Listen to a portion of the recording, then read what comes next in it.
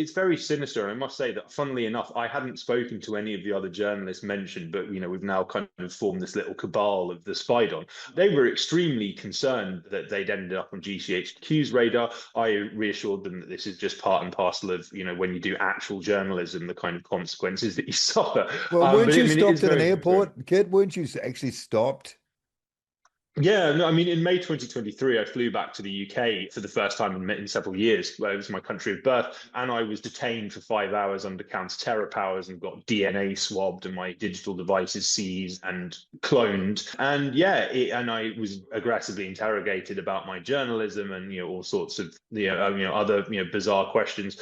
It was deeply unpleasant, and I don't intend to be returning to the UK anytime soon. But it's funny that you mentioned that, because that stop in itself was the result of a very similar ruse to that employed by Labour Together to kill critical reporting on their activities. So in the summer of 2022, the Grey Zone, which is my primary employer, we reported on the leaked emails of Richard Dearlove, the disgraced former MI6 chief, and Paul Mason, this kind of celebrity wannabe Trotskyite journalist. And now I was contacted by Politico subsequently, and they said they wanted to talk to me about my reporting, and I assumed it would be a hit piece, but I acquiesced nonetheless. Now, the resultant article was, yes, very much a hatchet job that strongly implied, without making a direct accusation, that I was personally in receipt of material hacked by Russia. And the article also revealed that the alleged hack of Mason and Dearlove and others was being investigated by the National Cybersecurity Centre.